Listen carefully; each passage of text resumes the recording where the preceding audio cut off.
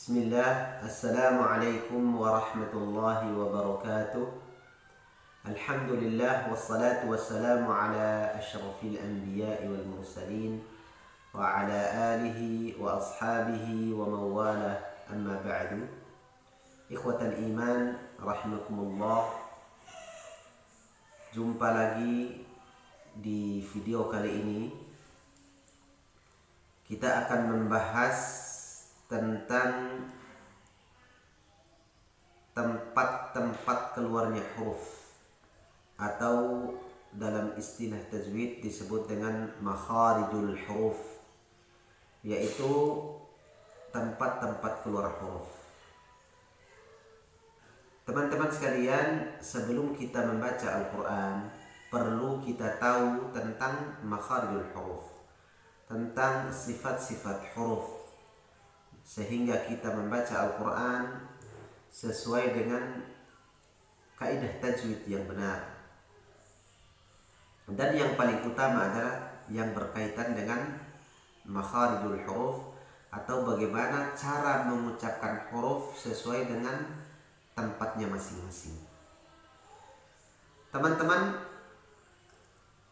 yang dirahmati Allah Subhanahu wa taala, tempat keluar huruf dari seluruh huruf-huruf hijaiyah itu secara umum atau secara global ada 5 tempat. Yang pertama yang disebut dengan al-jawf, yaitu rongga mulut dan rongga tenggorokan. Kemudian yang kedua yang keluar dari al-halqi, atau rongga tenggorokan. Jadi keluar dari tenggorokan, bukan rongga tenggorokan, keluar dari tenggorokan. Kemudian yang ketiga, huruf-huruf yang keluar dari al-lisan, dari lidah, Kemudian yang keempat yaitu huruf-huruf yang keluar dari asyafatan, yaitu 2 bibir. Kemudian yang ketiga yang keluar dari al-khayshum, atau rongga hidung. Nah, pada kesempatan yang berbahagia ini kita akan mencoba untuk membahas huruf-huruf yang keluar dari al-jawf, atau rongga mulut, atau rongga tenggorokan.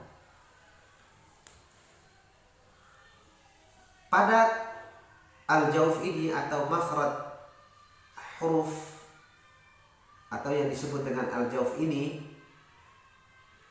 yaitu keluar 3 huruf, yaitu huruf mad atau huruf-huruf mad. Nah, huruf-huruf mad itu ada 3. Yang pertama huruf alif, ini hurufnya mati ya, hurufnya sukun atau huruf mati dia. Huruf alifnya huruf sukun atau mati. Kemudian yang kedua huruf ya, ini huruf mad juga. Kemudian yang ketiga huruf waw. Nah, 3 huruf ini ketika masuk ke huruf yang lain, maka dibaca panjang huruf tersebut.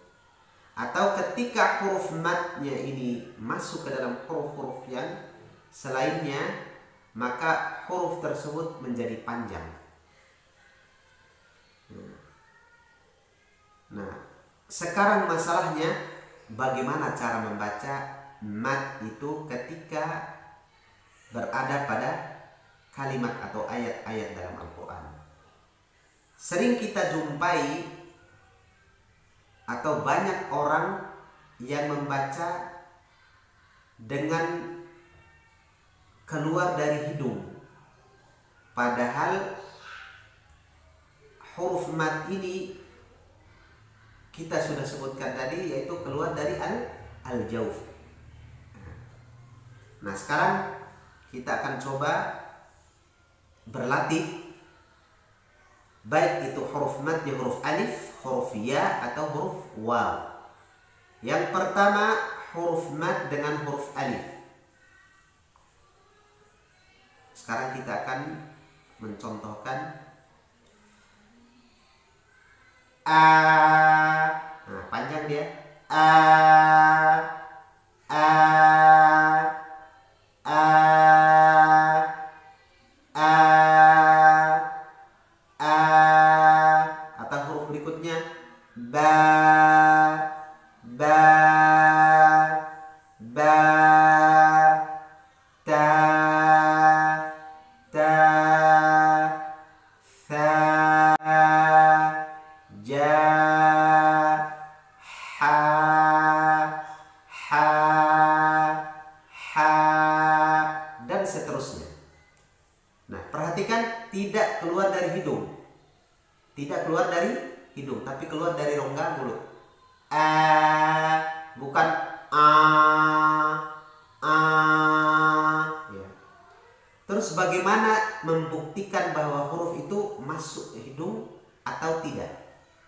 Nah, ketika kita tekan hidung, kalau suara kita tertahan, berarti bacaan mat itu masuk hidung.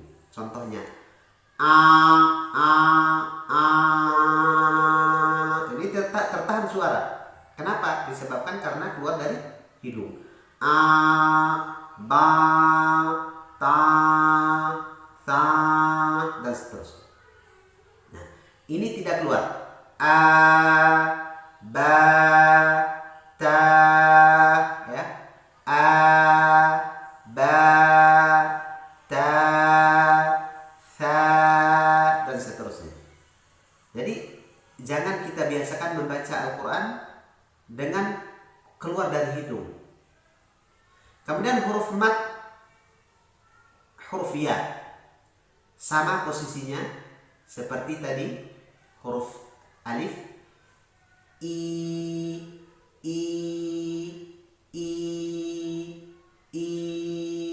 bukan i, tapi biasa saja i,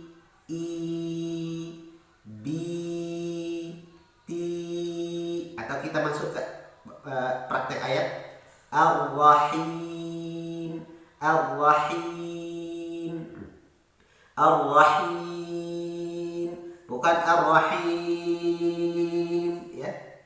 Ar-Rahim,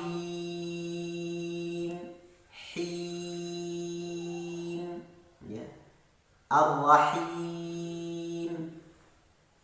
Jadi tidak masuk hidung.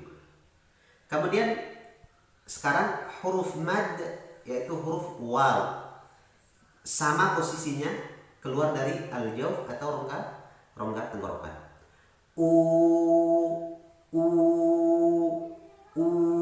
dan jangan lupa ketika kita membaca dhammah atau ada waw mati seperti ini, jangan lupa membulatkan bibir. Membulatkan bibir ini tujuannya untuk menyempurnakan harokatnya, ya. Begitu juga fathah a, i, u. Nah, tujuannya kenapa harus ini rahang bawah turun ketika ada fathah? Kenapa seperti orang nyengir atau seperti senyum ketika harokat kasroh? Atau kenapa harus monyong atau bulatkan bibir ketika dhammah? Ini tujuannya untuk menyempurnakan harokat, ya.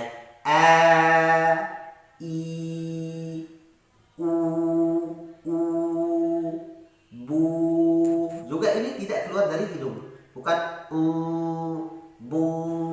tu, tapi bu, tu, thu. Insya Allah mudah. Asal antum mau latihan, mencoba. Ketika misalnya kita baca ayat Ar-Rahim, Ar-Rahmanir-Rahim, ini kan masuk hidung. Nah, kok masuk hidung? Bagaimana latihannya? Coba kembali kepada huruf alif.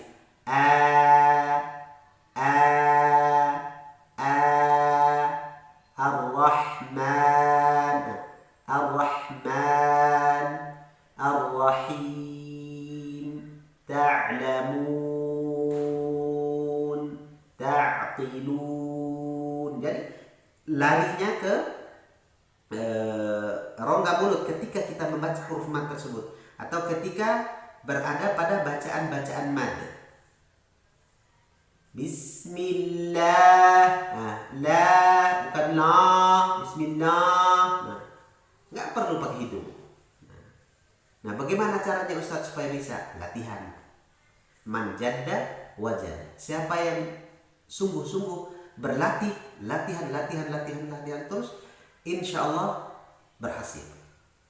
Begitu juga orang hafal Quran. Kalau dia banyak murojaah terus, dia pasti lancar hafalannya.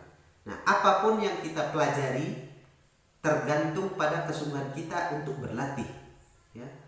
Nah, begitu juga melatih makhraj, melatih bagaimana supaya bacaan-bacaan mat ini tidak masuk hidung, ya juga dengan latihan, insyaallah. Barakallahu fikum. Insyaallah untuk berikutnya anak akan buat video yang berkaitan dengan makharijul huruf, mulai dari huruf-huruf halqi, huruf-huruf berikutnya insyaallah. Subhanakallahumma wa bihamdika asyhadu an la ilaha illa anta astaghfiruka wa atubu ilaik. Assalamualaikum warahmatullahi wabarakatuh.